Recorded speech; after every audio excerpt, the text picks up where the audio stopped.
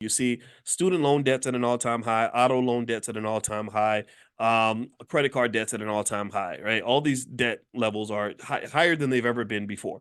National debts at an all-time high.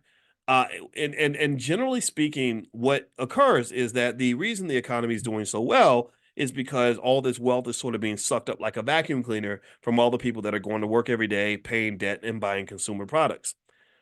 The same thing can be said about the Black community.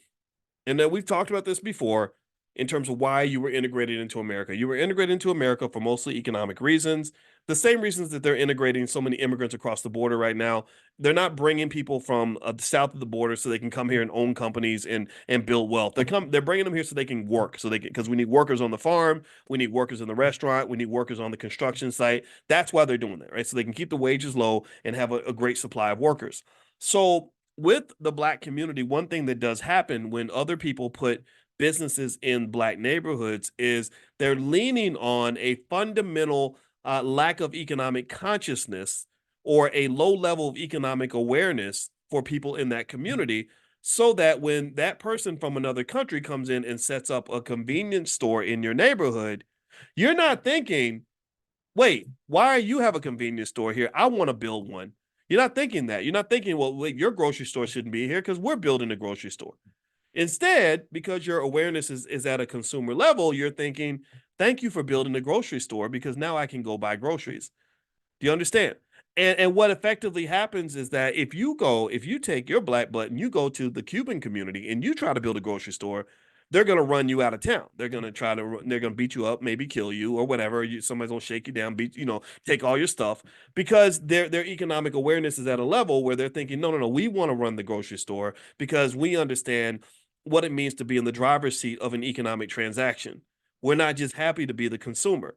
And one piece of evidence that our economic awareness has historically been low is just going back to the civil rights movement, where we are trained in school to honor and be excited about images of intelligent young Black people getting their heads bashed in just for the opportunity to go buy ice cream at a white man's store. Right. And that to me is something that really is indicative or reflective of that economic awareness issue that we have to address. So, what he's really referring to, Dr. Anderson, when he talks about people coming to your neighborhood and taking money out of the neighborhood, have to give something back to the neighborhood. That's as fundamental as you can get. That's economics 101. There's nothing complicated about that. That's not high level mathematics. It just basically says that when someone's taking from you, they're supposed to give something back, which goes back to basic powernomics concepts of quid pro quo and reciprocity.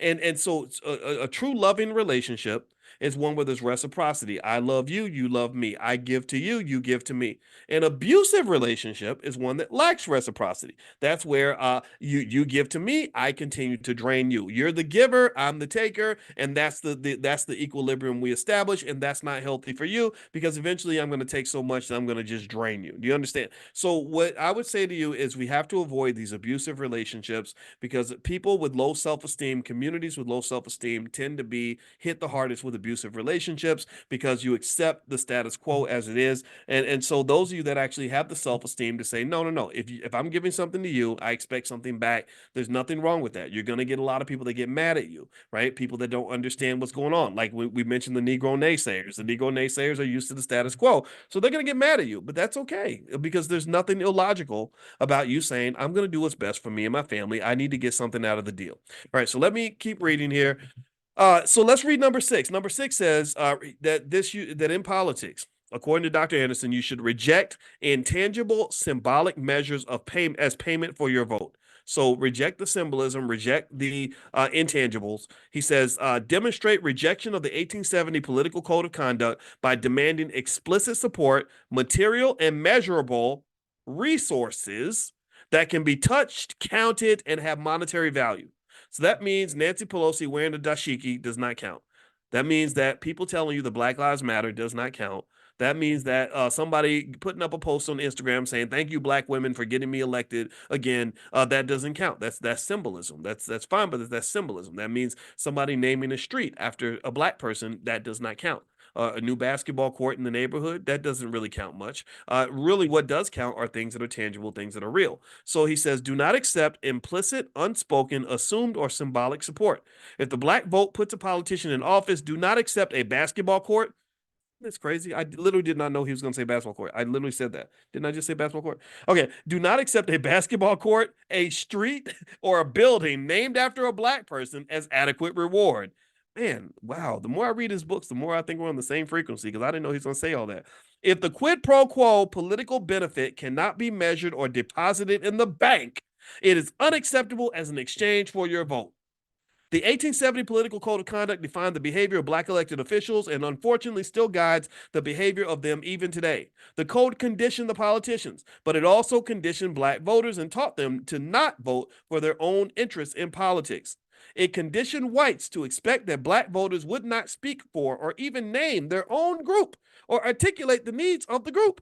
It is unconscionable that today in 2017, which was years ago, of course, but it's pretty close, black behavior required by the old code of conduct.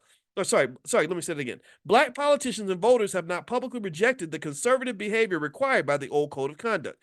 Powernomics principles, however, guide blacks to disavow the 1870 code of conduct, to speak and vote in a way that benefits their group, and to hold accountable all those who benefit from black political action.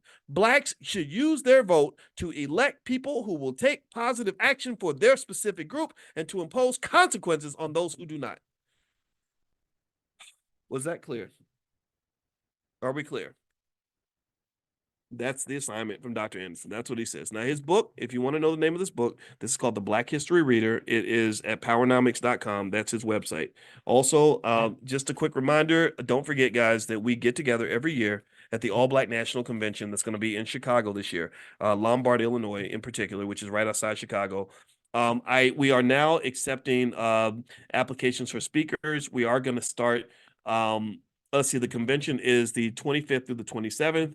And I hope you'll bring your family, and I hope you'll find some young people to bring. And also, if you have a big group and you want to do some sort of a group discount, if it's the right kind of group that's really going to benefit, like a group of kids or something like that, we can try to work with you. We don't have a ton of spaces. We are going to sell out, but we do want to make sure that young people feel like they can participate. So if you want to email support@theblackbusinessschool.com, you can email support@theblackbusinessschool.com. And the other thing I promised you guys is that I was going to send out the speaker submission form to you all first, so you guys could apply. Now, I didn't. We actually I have to admit though that they actually sent it out to the broader audience first, but I'm going to send a special link to you all. And those of you that support us, we're going to try to support you. We can't make any promises because there aren't that many speaker spots. But if you are a speaker or you have something, that you want to share, expertise, something you want to bring to the table that can help the mission, we will try our best to make a space for you. And then also, of course, if you want to be a sponsor, if the relationship works, if it's appropriate, then we would love to have sponsors for the convention because we can't take money from everybody. We can't take money from corporations, or we can't take money from government. But we do allow sponsorships, limited number, from people that agree with the mission.